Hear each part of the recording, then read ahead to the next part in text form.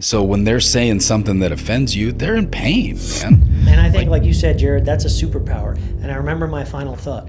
I think being unoffendable is like a principle. Whether the world likes it or not, that's who we are in America. And there's so much pride and ego. I've watched people get super offended by things that happen from other people that are out of their control, and it literally robs them of their life, of their purpose. If I see you offended in a month from now, I'm going to call you out. Yeah.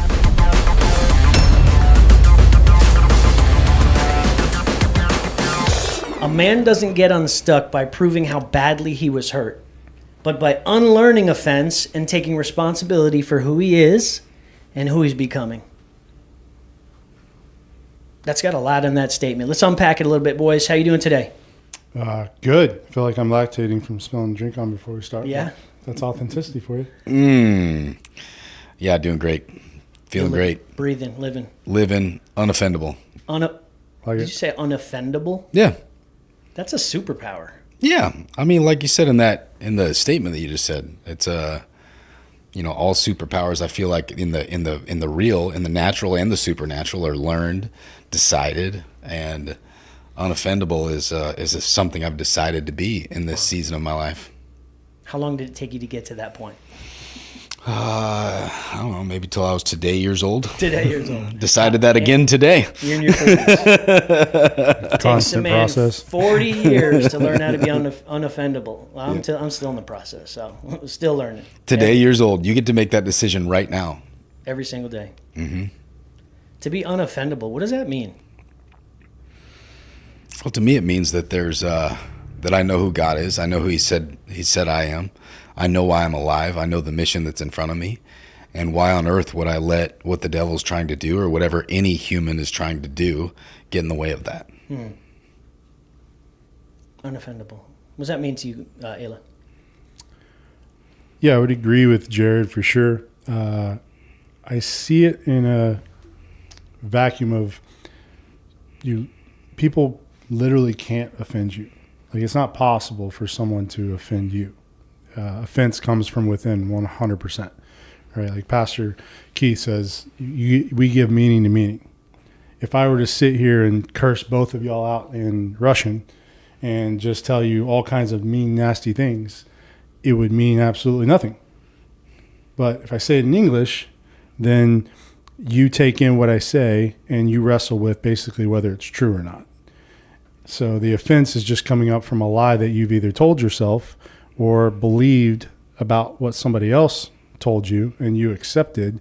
And it really just comes down to identity, purpose, and knowing who you are, knowing whose you are, and being confident in that. So for me, offense, it's taken me a long time for sure to identify that and repeatedly tell myself that and live that out. But it's 100% within and controllable on what we believe about ourselves and believe about what's being spoken into or over us, what we decide to receive and take in and hold on to. Mm-hmm. In my brain is telling me it's almost impossible to be unoffendable. Let me just qualify that statement. Like, we can make a decision to say, hey, I'm not going to let anybody offend me. But in reality, if somebody trashes us behind our back, we're going to feel some type of way. Instantly, it's gonna try to creep in. That offense is going to try to creep in. We're going to feel it, but we're also going to be able to decide at that very moment to put meaning to meaning. Well, what did that really mean? What does God say about me? What's the truth? And should I hold on to it? So like, is it really possible to be unoffendable? You think so? Or do you think you're still going to get offended, but it's just more of how you respond to it? Yeah, I would lean into that. I would say it's... I mean, I like the idea, being unoffendable. That's the goal for everybody, right? Well, I think it's a design. It's a decision. It's not a default by any means, right? I look at offense just like most emotions. Like, it's not possible to control whether or not you get angry, sad, depressed about something. It's how you choose to respond to it, where it stirs you up, and what you dive in and believe about yourself in those moments, right? So it's definitely a natural default to take on and feel, to choose to be unoffendable is the conversation, I believe. I think that is 100% a design that you have to live out and decide daily, and you mature in it, you grow in it, and that there's levels to it, right? So just like anything else, new level, new devil, you can have it to a certain point, but whether it's business, whether it's your relationship, you can be unoffendable in business because of who you believe to be and your accolades and what you've walked through, but walk home and be 100% offendable with what your wife says or what your kids say or what people say about your kids, right? So there's levels to it in different arenas and stages in life and seasons that you have to constantly remind yourself, educate yourself, and work through the decision to be unoffendable about it. It's powerful. From my perspective, it's a pre-decision. I love what Garrett said. You said it feels impossible. I love what Garrett says about impossible. Garrett Unkelbach, mentor of all of ours, and check out his podcast, by the way. Yeah, so good. But I like what he says about it being you having a pre-decision to make. I like what he says about impossible and saying that it's just waiting to be simplified, right? Impossible just means it's waiting to be simplified. What's impossible for us is possible with God. And is it impossible for us? Potentially, but it's not impossible for us with God. And I think that it's a pre-decision. And look at another thing that comes from Garrett. You know, you hear lots from my mentors because I try to listen. I attempt to listen and implement. But Garrett talks about how he was taught from a young age on you can either learn your lesson or take another lap. And that other lap looks like, okay, the Israelites, as they're called out of slavery for 400 years. 400 years of slavery, and they're called out of there.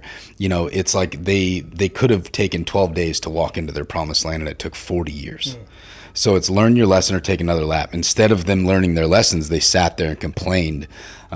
Each time that there's another miracle, they get fed, there's another miracle. A little bit of time passes, they're complaining again, and they're offended by what God is trying to teach them and do to them, with them. And so you can either learn your lesson or take another lap. Another quote that I love, and I don't know the source of this one, but I have this one close to the vest, is like offense turns pain into a prison. And you can decide to be in prison, or you can decide that you're just not going to be offended by anybody's anything, right? Hurt people. And there are very few people who walk around somehow fully healed by Jesus. We all fall short of the cross, right? So we know that people are hurting. So like if you know that everybody who's trying to walk around and figure out their thing, like they can't get out of their own way. So when they're saying something that offends you, they're in pain, man. Like I feel like this world that we walk in now sort of like sweetens this empathy thing. Like we're supposed to just be okay with everything everyone's doing, but we do need to recognize the human condition in regards to this offense. So I think it's a pre-decision to understand everybody's walking through whatever it is that they're walking through, that if they're somehow attacking you, they're not attacking you, they're wrestling with something big inside themselves, you know? That's how I see this one. And it's definitely a pre-decision. And that's why I said I was today years old, because I decided again today that nothing's going to offend me walking into today. Yeah, a double stamp on that, because what you're talking about, like for me, just to talk about what offense actually is, like it's a game of hot potato between you and the other person on something neither of you want to hold on to because neither of you know what's true, right? So typically when somebody is saying something offensive to you, it's usually a projection. It's usually something that they're leaking out of them, to quote a close friend of ours, Arlene, you know, what's coming out of you is leaking out of you. And they're throwing something out there of what they see in you, which is really a mirror of what they see in themselves. So they don't want to hold on to that. They're throwing out there and challenging, and you're taking it on. And more often than not, it really just comes down to, I don't know if that's true or not. And so if you are offended, it's because somebody's saying something that you think might be true, and you haven't wrestled with that yourself, or you've already accepted and believed that that's true because somebody else told you it, or you think about it daily. And it's just this game of hot potato. If I throw something out to you that offends you, you're like, no, I'm not, and yada, yada, here it is. And you're throwing it right back to me, and I'm just trading this back and forth on what was leaking out of me and you are negotiating with because you haven't found a truth about it yourself. Because truly an unoffendable spirit, which, you know, God doesn't give us a spirit of offense, looks like silence or questions. right? If Jared says something to me that offends me, it's really, yeah, I don't agree with that, right? If we're really strong and secure in ourselves and mature about it, then the way I would handle it is, what have I done or what am I doing to make you believe that? Clearly, if you feel that way, it's either coming from within you or I have done something to make you feel that way. So where could I be better, or where have I walked something out to make you think that? If you think I'm a bad dad, okay, you feel that way. So I know it's not true. And if I'm secure enough in that, then I can step forward to be like, I don't want you to think that about me. I'm okay if you do, because I know that's not me. But where have I, exhibited things to make you believe I'm a bad father? I'm curious, right? That's good. And that can create an opportunity for closeness in relationship instead of further division and attack. But most people don't want to stand on, one, I'm secure, I know I'm not a good dad, or I know I am a good dad. Whichever it is, find your stance on it. And then figure out, okay, what am I doing to proffer this conversation? Because we're both bringing it to where it's at. I triggered it out of you somewhere. You're vomiting it up from something. And I'm just going to be the mature person to be like, all right, where did I step left when you think I should have stepped right? I'm open to feedback. It's also, I think that you touched on a couple things. It's like, have you pre-decided who can really, really speak into you? Oh, yeah. And something you just hit there, which is like, with you and I, we don't get offended by each other now because our relationship's been forged in fire, right? And we've decided that we're iron sharpening iron. So if I say something that offends you, you're going to be like, okay, let's double click into that. Right. Like, what does that mean? How can I change that? I love how you said that. That's the way I look at it. Where like, if you say something that I'm doing wrong that somehow offends my spirit that gets in me, I'm going to be like, if I understand it, I'm just going to say thank you for correcting me and making me better. Yep. If I don't understand it, I'm going to be like, I need to know what you're talking about. Yep. I need to know what you're saying. Well, that forged in fire, like what you're talking about, we have the ability and should be very conscious of the weight we give to the words of others, right? What are we allowing people to speak, and what weight are we giving it? Problem is, most people give the weight of everybody the same, right? Because they take their validation and significance from what other people are telling them, versus really deciding what is this person allowed to speak to me about, right? Like, we have a great relationship and give each other enough submission and authority to be like, if Jared or Travis says something to the other, we're probably going to listen to it and hear it. That said, there are areas that we won't give each other the same weight, right? Like, if I came to Jared Galdi to talk about why I think your marriage sucks or whatever, you'd be like, this is cute, right? Sorry, you don't have any fruit in that, Travis, and that's fair, right? But if we were to have conversation about fatherhood, and I'm like, hey, I see something that might be a blind spot that I think you might be aware of, Jared's probably going to listen to it because we both have fruit in our children that we can recognize and see, right? So there's a amount of weight you can give authority to, even to individuals that you give full submission to on specific topics where they have an anointing or authority or fruit in speaking that specific item. That's good stuff. I have 2 thoughts on that. Just 2? Well, I have 3, actually. 3. Number 1, control the controllables.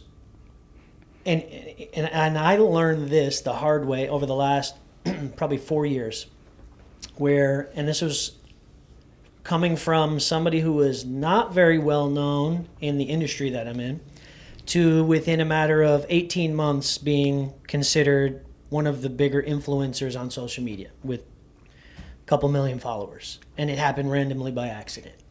And during that time, there was a lot of haters and hatred and just negative comments and criticism and stuff like that, which came at me like a ton of bricks. And I was offended, and I was like, lost sleep at night. And I was like, well, why are these people saying this? Did I do something wrong? Am I in the right industry? And it like hit me like I've never experienced before because it was all new to me. And then my wife said to me one night, she said, you don't even know these people. Stop listening to what they're saying. And that goes back to what you said, giving weight to what people say. If you hear something about you, there's 2 things you can do. You could decide to take it and hold on to it and internalize it. And it becomes part of your identity, maybe because maybe you really wrestle with that idea of what they're saying could be true. Or you just shut it off at the door and say, okay, and just leave it there and completely disregard it and not give offense to it. And the same thing with like you guys. Like you said, there's different levels, right?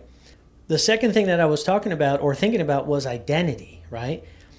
If you know whose you are, then you won't give weight to those negative things. Like if some random dude in church comes up to me and says, I think you suck as a husband because of one encounter that they may have seen from a distance. Well, I know that God called me a son and a king in my own house, and I've come a long way, and I'm actually doing pretty good as a husband, so I'm not going to give weight to that because I know my identity, right? Yep. Same thing we try to teach our children.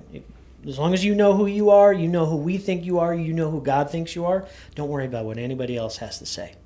And so there's a lot of different ways that you can skin this cat, but man, I think John Bevere wrote a really good book called The Bait of Satan.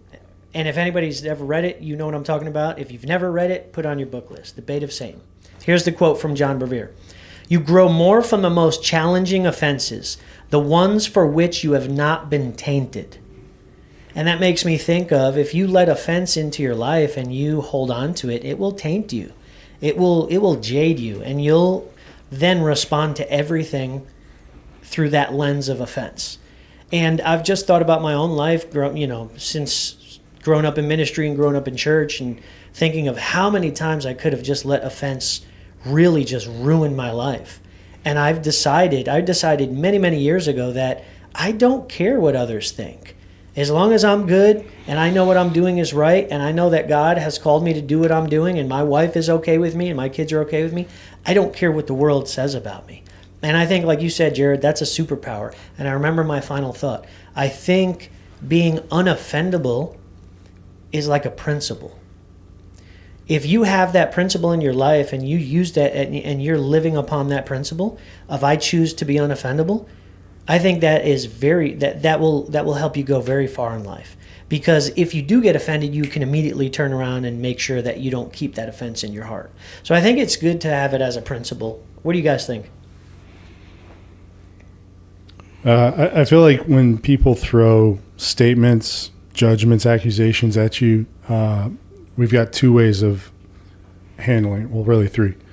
We either sidestep it, throw up this big shield to block it away, or we just kind of catch it and evaluate it. The latter being, I think, the most mature opportunity for growth each day in and out, right? Because we should always look at every opportunity as reflection. The other two is we can say we're unoffendable by I don't care what people think, right? But not caring about what people think can be rooted in pride and ego of like, I just see myself above you anyway. Mm-hmm. And I just see myself as a certain person. I'm gonna put on this mask and this front, and this is who I am. So, F off for what you think.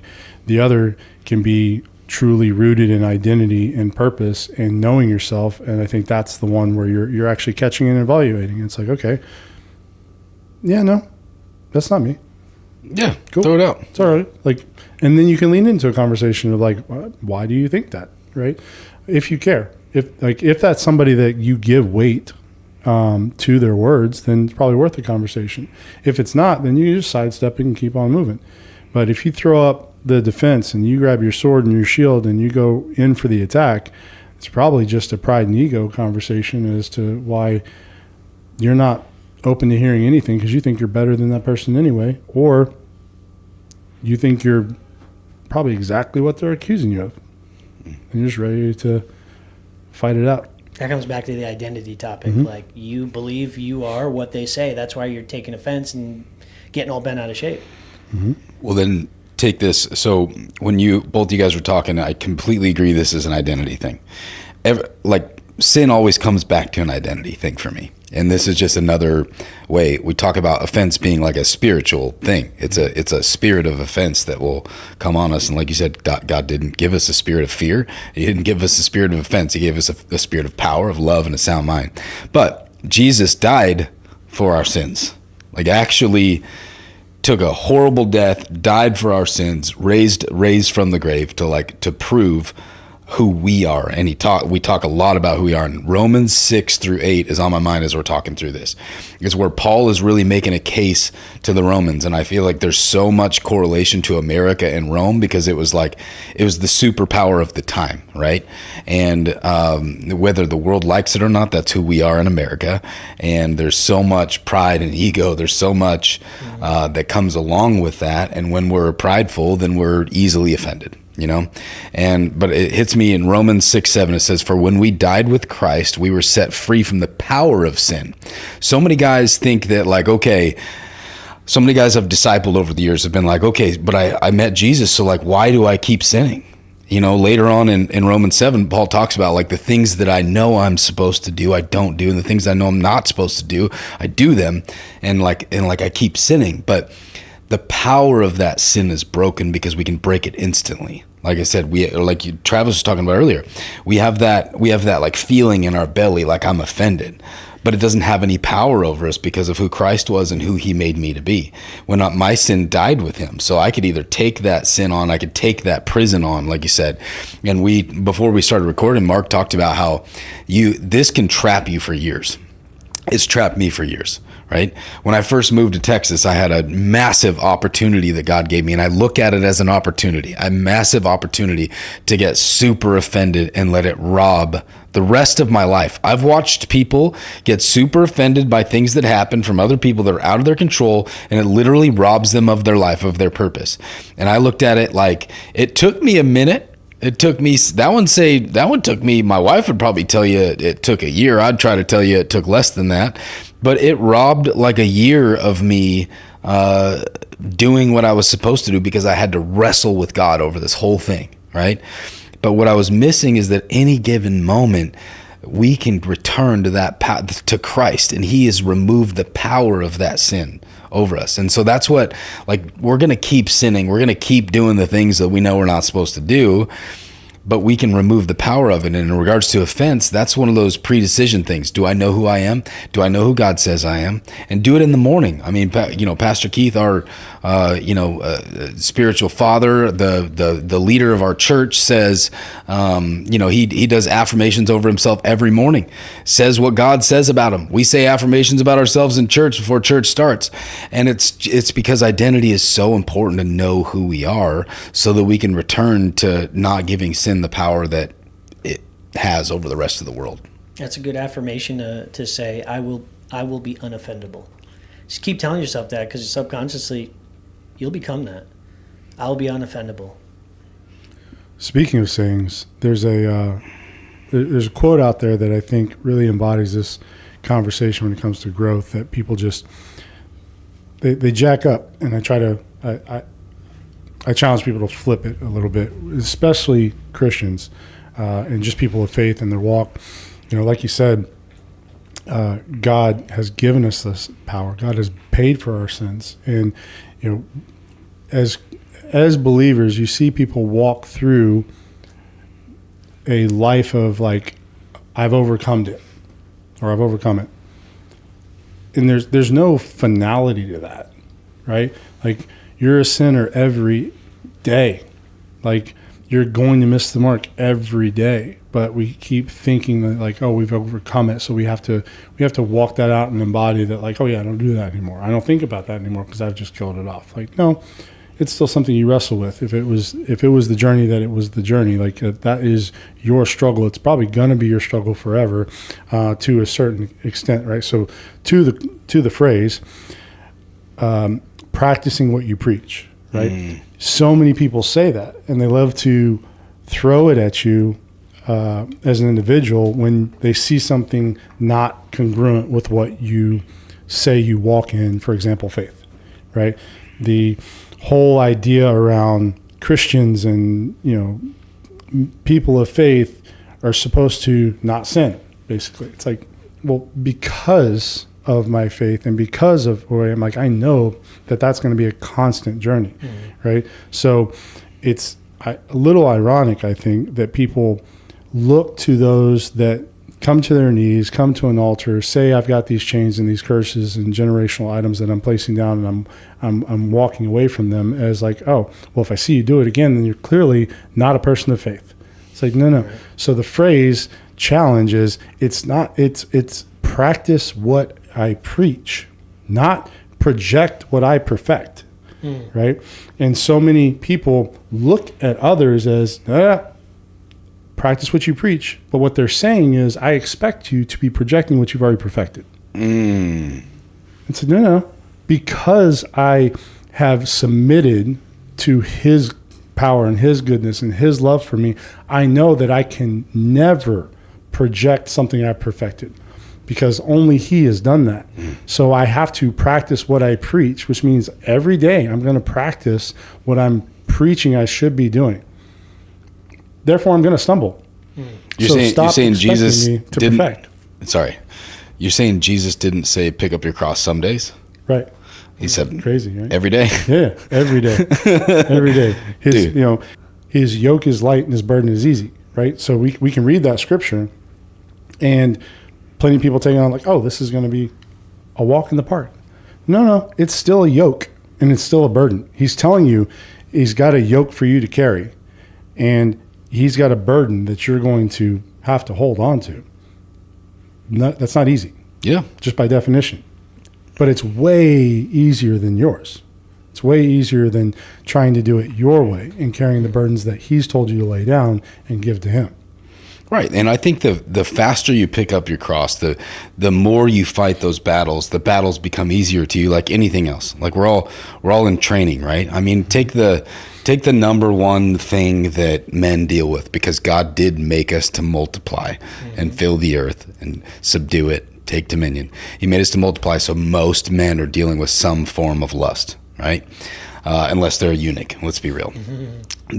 All of us are dealing with that. But if you continually pick up your cross and you continue to fight that battle, it gets farther and farther and farther from you. If you continue to know, like, your affirmations, if you continue to know who you were created to be, you continue to know who you were created to be for your wife, you continue to know who God created her to be for you, like, it gets farther and farther away from you, and it gets easier and easier. I like Garrett's another one of Garrett's saying, where he's like, as soon as that comes up, as soon as that thing that we're dealing with, as soon as that offense, as soon as that sin comes up, it's like, you'd like that, wouldn't you, devil? Mm-hmm. You know, it's like, yep. The bait of Satan. Yeah, it's like you'd like that. He tries to nail you. He tries to knock you down. Wants to get offended. If he can get you offended, he can pull you away from the flock. And if he pulls you away from the flock, you deal with isolation, which we talk about a lot. Men isolating themselves because somebody pissed them off, said something they didn't want to say, they didn't want them to say, and now they left the church, or they left their brotherhood, or the community, or whatever. And if he can get you alone and isolate you, he got you. He's got you by the kahunas. Yeah. And he'll make you do whatever you want, like a little puppet doll. Yeah. And men are so hard on themselves in this type of walk and conversation of doing the right thing each day, one step at a time, right? It's like, we can understand in certain talking points what we don't in others. I can sit here and say, money has value to you, right? And I could say, hey, look, you're going to, win some money, you're going to earn some funds, you're going to lose some funds. The more I can say, the more money you make, the more problems you're going to have. You're going to feel like this month I made way more than I ever expected to, but then what do you know? Something else came up that I had to spend it on, right? So it's this constant ebb and flow. But if I were to say I also value integrity, right, then people expect you to be like, well, every single thing you do has to have integrity. You're only earning integrity points. You're never losing any integrity points. It's like, no, it's the same conversation, but because of just what we allow to negotiate as normal and okay, we look at them different, right? It's like, no, I value integrity, which means that every opportunity that I have to be integrable, I try to make the right choice. I'm going to lose some currency in that value of mine, but I'm also going to win something. The point is to win more than I lose. Just like I'm going to earn some money and I'm going to spend some money. I'm going to splurge here. I'm going to buy something that I shouldn't, and I'm going to be a good steward in some areas. But the idea is to have more money in my account than I don't, right? So I don't understand all the time why it's so hard for us in one conversation to completely understand the principle, but completely get it wrong in the other. So we're not supposed to be perfect? No, it's weird, right? Weird. Well, that's The world tells us we're supposed to be perfect. Yeah, especially Perfect husbands, if you say you're a Christian or a perfect believer. men, perfect. If I'm a Christian, good yeah. Lord, I don't have any room to sin or mess up Nope. or get offended. I can't believe that we. Dude, if I see you offended in a month from now, I'm going to call you out. Yeah. Never allowed to be offended again. Yeah. You're never allowed to be offended again, ever. Ever in my life. You'll be And offended before the day's over. Also, you have that authority to call me out. He's offended right now. Super offended by that. The one thing that hits me when we're talking about the perfect person and Christians. First of all, I'm almost made it through a podcast without saying khaki wearing Christians, but here I am. The khaki wearing Christians that kept me out of church for. At this point, I guess it's a majority of my life. I met the Lord at 27. I'm 43 years old.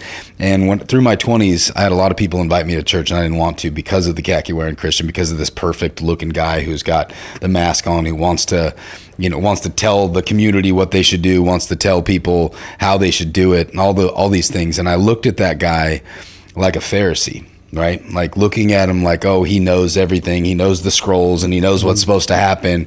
Therefore, like he's like this perfect person. Well, first of all, that guy's trapped in his own humanness like the rest of us. But second of all, I can see how that guy who's putting a mask on, who's going to church, and like we talked about, putting his baggage at the door of the church, walking in the church, raising his hands, come back out, grabbing that bag and taking his baggage home and taking it out on his family, because he has nobody else to take it out on, because he's got to look perfect in public, right?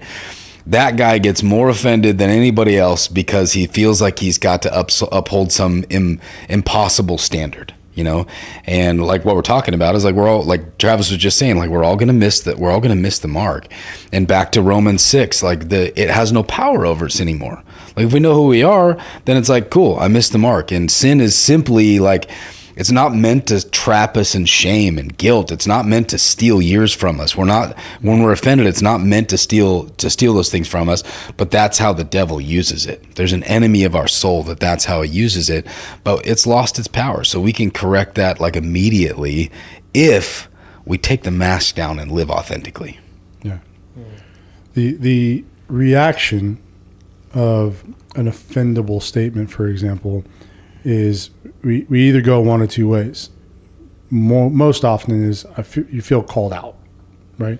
You can be called out or called up, right? Typically, to be called up, it's got to come from somebody you've respected and submitted to and what have you, to give the authority over blind spots, laps that you've already identified that you don't want to take anymore, right? So if I'm called up, or something is mentioned about where I'm missing the mark from Mark or from Jared, it's because I know they're calling me up from something I've already given them permission to point out to me about who I say I am and who I say I want to be, right? Being called out creates such a volatile situation, because what happens is somebody in the room says something and a person gets offended by receiving it, of saying, oh, I'm being called out, so this is being made aware in the room, and I'm going to go ahead and attack this, while the person that threw it out to you, they're calling you out because it's aware. They see it in the room, and they're just going to call you out before somebody calls them out. So they're just jumping the gun and being like, oh, this is noticeable, and I see it, which means somebody's going to see it on me, so let me call that person out and misdirect the room over there so they don't see that in me. Right? Big difference of how you walk into a room and the rooms that you're in, because if you put yourself in proper alignments and proper rooms with people to call you up, because nobody can really call you out and bring you down unless they're beneath you. And not to say that from a peasant standpoint, but from a maturity and walk of life standpoint, then you put yourself in an arena that people are calling you up are also the ones leaning their hand out to do so, right? Like I've been in situations with Jared, for example. Lust has been a struggle of mine, and I've messed up plenty of relationships because of my weakness to it. And there was a time that Jared was in my living room. Just, it came up and I slipped, I fell, I tripped and stumbled on a choice that I decided to take a lap around in lust in a relationship. And this guy got up in my face yelling and just cutting right at me of this conversation lap that I have taken over and over. And BC Travis would have started throwing down in the middle of the living room, and we'd have been fighting because I'd have been offended, and I'd been like, you don't tell me this, you don't know this, you don't know the answers behind this, you don't know my excuses and my victim mindset, blah blah blah blah blah, and vomited that on him. But instead, in that moment, I started to weep, and I started to feel it, because I know here's this man that loves me enough to call me up, and he's right, and he's doing so because I have given him that authority to say, like, this is who I am and who I want to be, and I'm stepping out into this journey to be better, and he is showing up exactly how he should be as a brother who I've given that authority to. And those two different ways of being determine exactly who you become at the end of your life, who you become as a husband, as a father, as another brother to another man. So yeah, it really depends if you've pre-decided that you're putting yourself in rooms with alignments to know that you're being called up in any of those scenarios versus being called out. Being unoffended, I think you got something to say. I'll let you say it. But being unoffended in relationships that are close to you, I think people who know you the best can sometimes offend you the worst. Yeah, they're a mirror. I think maybe because inside you think you're letting them down, you're letting yourself down. There's like a lot of things that go into it. It's easier to just drop somebody that doesn't know you and be like, whatever. But somebody that knows you and knows who you're trying to be, if they call you out and you decide to get triggered by it and take offense, man, that's hard to get over. Do you think being unoffendable is a sign of maturity? It would come down to maturity, right? Mature as a Christian, mature as a husband. So if you're easily offendable, would you say you're immature? 100%. Yeah, emotionally, spiritually, all of it. I mean, yeah, in that you're certainly specific level, at least, right? Mm-hmm. In that area of your life, right? Well, yep. in offense and in your identity, you're immature in regards to that. I mean, my boys who help us with this podcast are back here. Like I tell them all the time, why are you giving him? They're very close in age. They're very very close in relationship, close in proximity. We do a lot of life together. And I always say, like, why are you giving him the permission to offend you? What are you doing? At 13 or 14 and 15 years old, you know, like, I'm going to expect that that's going to happen. Like, look who I was when I was then. I would have thrown hands with my brother, right? Like, I don't care if he is bigger than me or not. Like, I would have been punching him, but I didn't have me as a father. You know, and so like it's just a little bit different. My dad taught me different things that were special, right? But I'm trying to stand on his shoulders, where I'm trying to make sure that these boys stand on my shoulders. And so that maturity level of like them giving permission to offend, like, yeah, I expect that to happen in their teenage years, but I'm not going to let it slide with them so that they can be mature in their 20s and don't have to wait till they're today years old to figure this thing out, right? And so I think that it's definitely has something to do with that. The other thing that I just wanted to touch on with what Travis said is, like, you have to gain spiritual authority by fruit. And fruit in the Bible is love, joy, peace, patience, kindness, gentleness, self-control, right? Like there's how you be that is fruit. Go back 3 years, if I would have had that conversation in Travis's living room 3 years ago, he probably would have just kicked my ass. You know, I would have had a broken face. He's a tough dude, and he's been through literal wars that I haven't been through. But that spiritual authority in that area was gained at that moment, and I know what he wants out of his life because he's told me. You know, and like I've been there through some of those laps, and I'm just like, bro, like, look at it. And the other maturity thing that you're talking about is a vision problem, because that's what I said to him in that moment. I was like, what do you want out of life? What do you see for yourself? Do you see a Proverbs 31 woman, or do you see something else? You know? And like, do you see a relationship that's healthy, that's thriving, that you're walking in, that is godly? Or do you see this? Do you see a business that has a helper? Do you see a house that has a helper that loves you? Or do you see someone who is just willing to jump in the sack with you, you know? And like, but I'm saying that to say it's a vision problem for a lot of people too. Like if you don't know where your life is going, it's easy to be offended because you don't have the fruit that you want. You know, you don't have the fruit that you see. You haven't paid a price to get that fruit. So you can be easily offended because you're immature in your identity, because if you knew who you were, then you'd go get the fruit God has for you. Yeah, the vision piece is key for sure. If you have the maturity to actually look at vision properly in those moments, it's like the right woman, for example, is a multiplier in and out of the bedroom, right? She's a multiplier for your business. She's a multiplier for stewardship of your finances. She's a multiplier for discipleship of your children. She's a multiplier in every category for you, not just the fleshly desires that we have. And we see the one very quickly. And a lot of times we let it blind us. I have multiple times. I've had, mentors in my life that have had to ask me questions that I've been in a relationship for about 3 years before I had a mentor ask me, like, would you trust if something happened to you?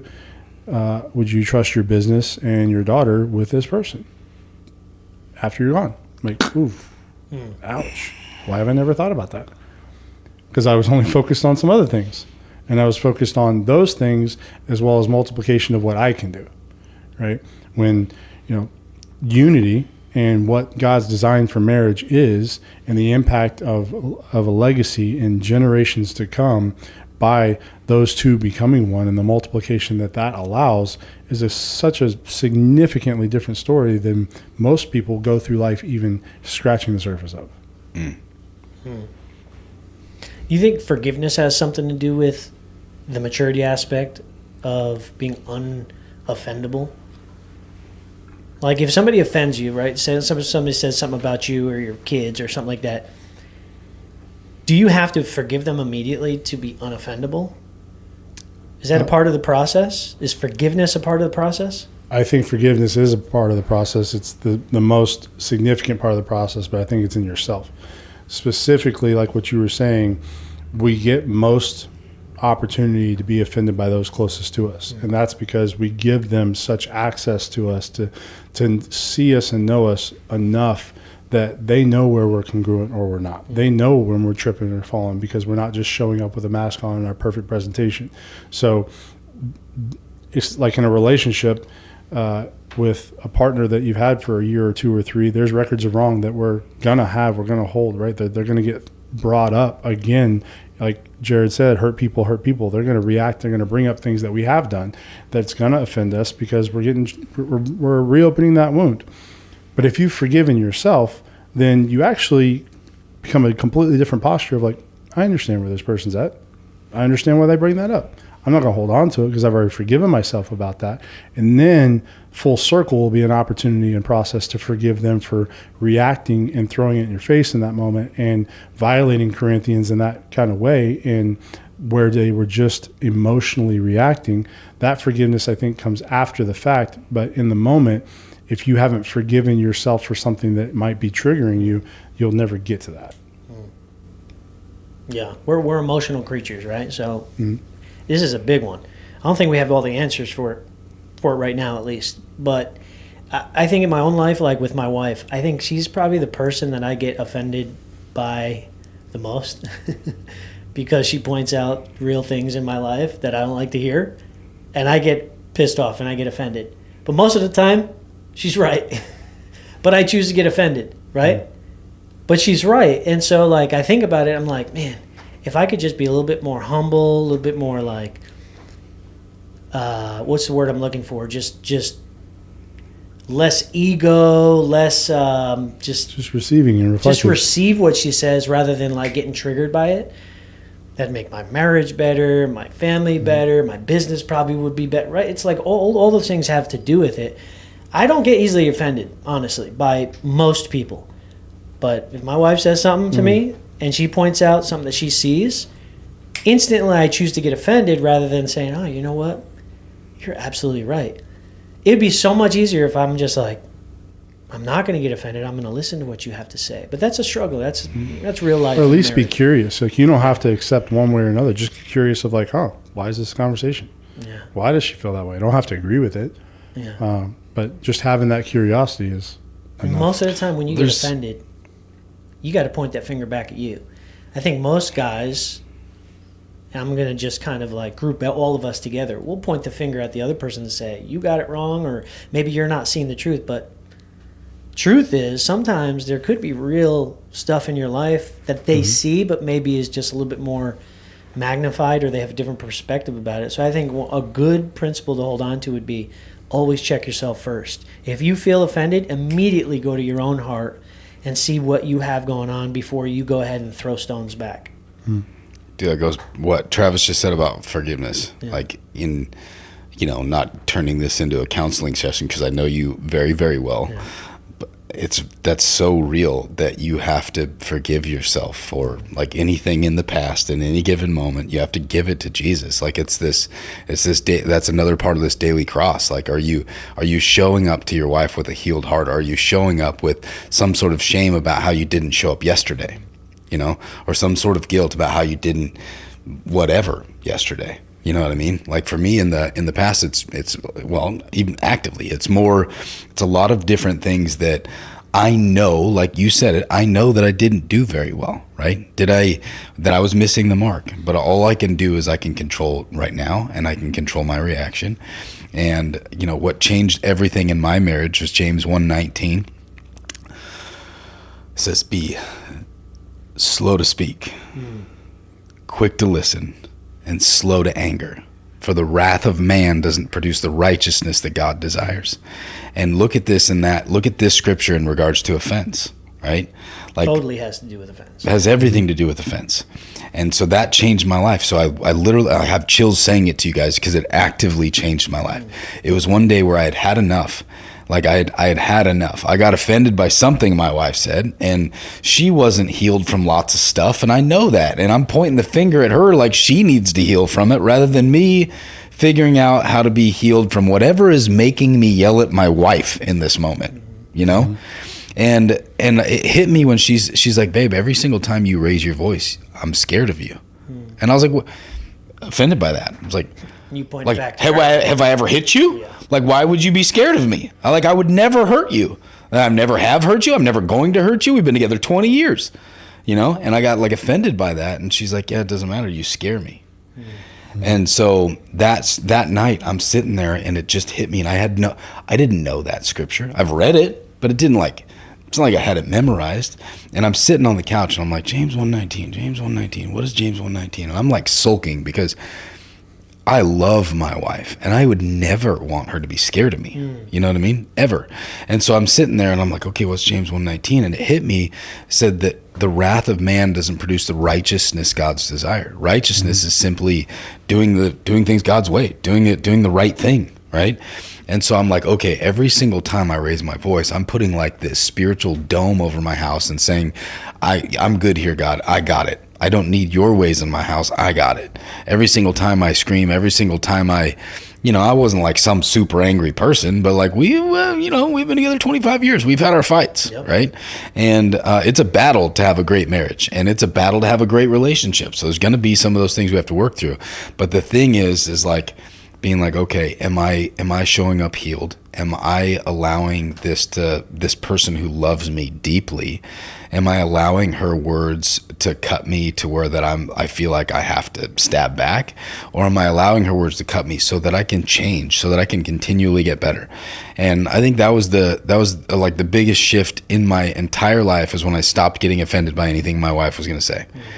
And there's times, bro, like in, she probably won't even listen to this podcast, and I honor her with everything, but let's be real, women, their emotions, their literal physical makeup changes throughout the month, unlike ours, as often. And there's been some times where she's decided to test me, and me saying that I'm not going to yell anymore, that I'm not going to take God out of this relationship. And talk about accountability. In that moment, I told my boys, I was like, look, if you ever hear me scream at your mom again, you can take some cheap wax strips from CVS and start waxing my hairy chest and back. And I know how painful that is. So I made it hurt if I was going to do that. And I also brought in accountability because I want to show my kids that, look, I may have been passing on some stupid things to you, but I'm going to pass on the antidote to those stupid things too, Yeah. you know? Yeah, no, Good. a good tactical, like practical thing that I've worked on myself and used to give guys I work with is because I was very much the wrathful guy in most of my relationships growing up. There's plenty of girls that if they ever see this podcast, but yep, he's a jerk. You know, he raised his voice, this and that. I was definitely not perfect. BC Travis had plenty to work on. AD Travis has done a lot better and continues to do so. But in law enforcement, so like as a cop, you always had to have PC before you act, right? So probable cause before you take the action of arresting. So in the life of a man trying to lead himself well, I put that in the same kind of formula of PC before act. Pause. There's power in a pause, right? And then get curious before you act on the situation, right? Before you make a decision, so on and so forth.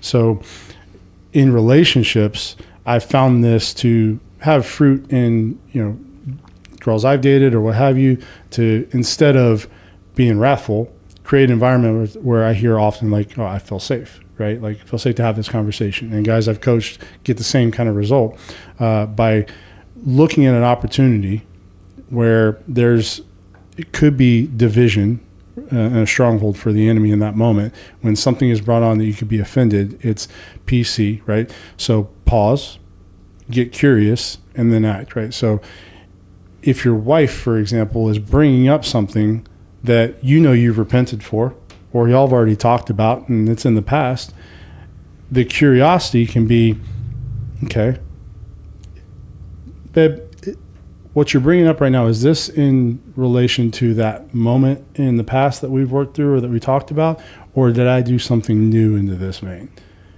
And a lot of times that alone can stop the entire conversation and create an opportunity for intimacy and connection of, well, no, that because of that thing 2 years ago. It's like, okay, well, I thought we worked through that. If we still need to, then let's talk about it, right? Or no, it's something new. Okay, well then what did I do and how could I have done that better, right? But so many people get stuck on something being brought up from the past because it's just an emotional reaction, and they're like, well, we already said we'd done with this, and why are you bringing it up? And you keep bringing up things from 3 years ago, and then the spiral happens, right? Take the bait and get in the middle of the fight. Instead of just pausing and get curious and ask the question, is this something we've already worked through, or is this something new? And let your partner be like, oh, no, this is something we've already worked through. I should probably sit with it because I'm clearly getting agitated about it. My bad. Like, fight over. 100% is. That is a great example of where most people take offense. Mm-hmm. Is like they come up with that, and I think that an example of being unoffendable is just like you just said. And also, there's a great book that I love. It's called The Peacemaker, and I think there's a massive difference between a peacemaker and a peacekeeper, right? Mm-hmm. Like a peacekeeper is this passive person. A peacemaker is going to take full responsibility of whatever their part is. Say this offense that I caused 3 years ago that we had a great conversation about. I thought that we worked through, and I've been working on it. But like you said, we're always going to deal with the things we're going to be dealing with. That's a massive opportunity for me to be like, we already worked through this, whatever, bark back. And the other side is like, babe, I've consciously been really, really working on that. So like, did my old self leak out somewhere that I'm missing? That's what I say to her. Did the thing that I thought that I had given to Jesus and I thought I'd been working on, did it leak out somewhere? And then if it did, then you take full ownership of that. Like say there's a massive problem between you two. You see eye to eye, you're not seeing eye to eye at all. If you have 2% of the problem, own 100% of that 2% of the problem. And don't ever I think it's a constant thing when Jesus said, get the log out of your own eye before you look at the speck in someone else's eye. Think about what it takes to chop a log. We just watched the Warrior Games, right? Like we watched some big, strong dudes with very sharp axes, like beat at this log for a long time to chop that thing in half. So I have this like visual of what it looks like to get a log out of my own eye. And like, I can't exactly swing an axe very well at my own face, you know, like it takes a minute, and it's potentially a forever process. So I look at it that way, where like I'm constantly, when it comes to those moments, my unoffendable nature is going to be like, yeah, I always want to be better. Growth is a core value of mine. So thank you.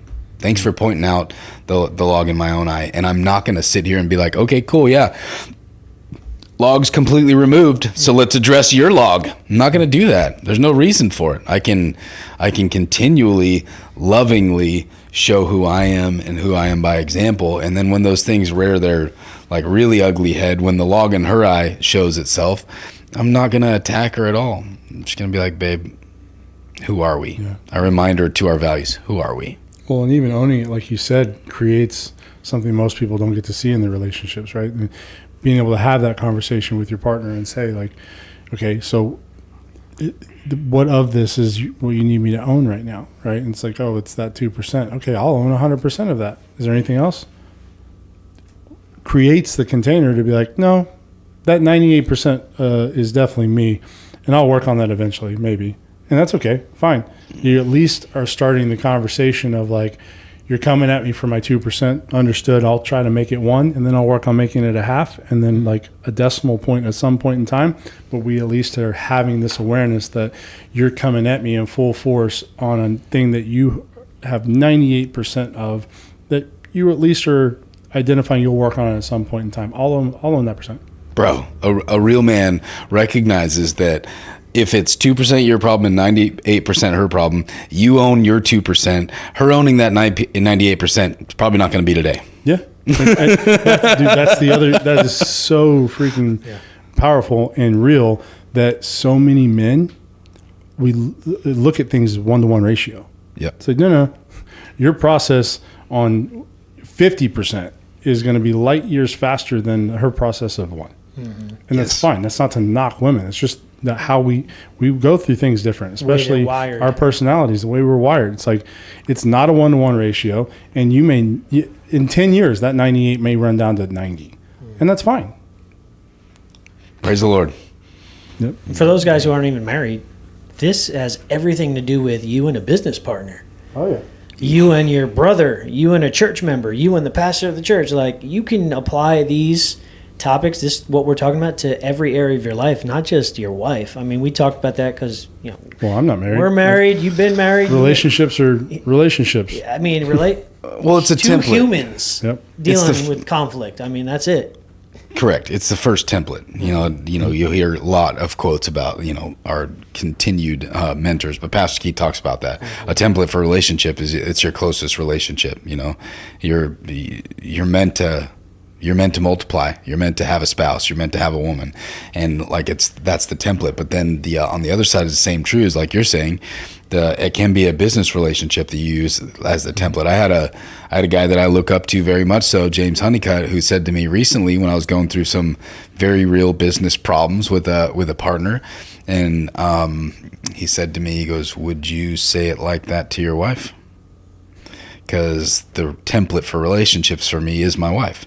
So like if I understand leadership in regards to leading my wife, then I'll understand leadership in regards to leading in business, leading in, you know, in the marketplace, in the ministry, and wherever it is. But I think it's a template. So, yeah.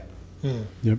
That's good. And you can work on that template while you're single. That's what I'm doing. Of course. I have the benefit of having a daughter, and that gives me an opportunity to work on that in a very similar fashion, right? Like it's just, I have a young woman that I have the blessing and stewardship of raising, and a lot of the things are the same on how that gets worked. Yeah, it's almost like principles are principles, no matter how old you are. Templates weird. Are templates. Thank God she's amazing. Principles are principles. Well, this is this is a heavy subject. This is really good for us to talk about because I think a lot of guys go through it, right?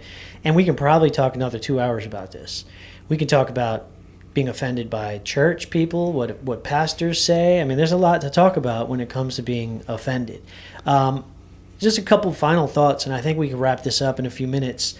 If God forgave you the way you're currently forgiving others, how would your life look right now? Bro, what a question. You know, like I would say, That's like, deep.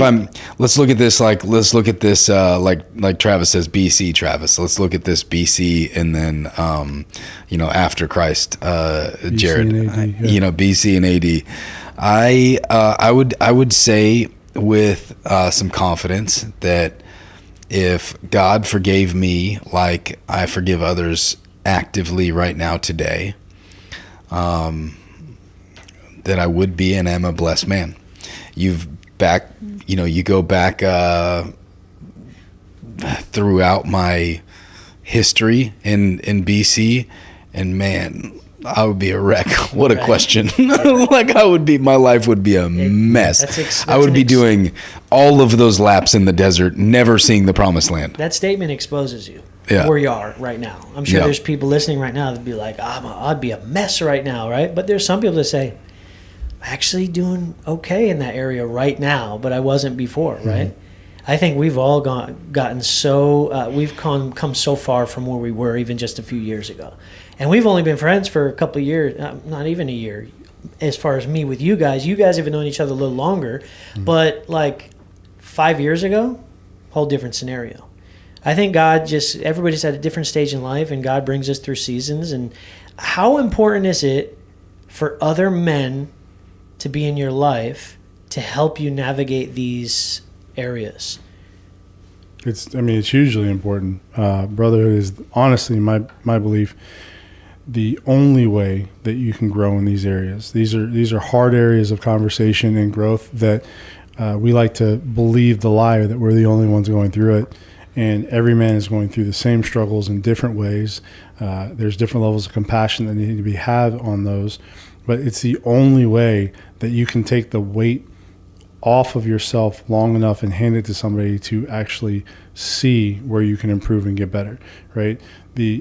Otherwise, you live in exhaustion to the point that the visual that I like to put with this is like, Galdi, you go to the gym and you pick up a dumbbell.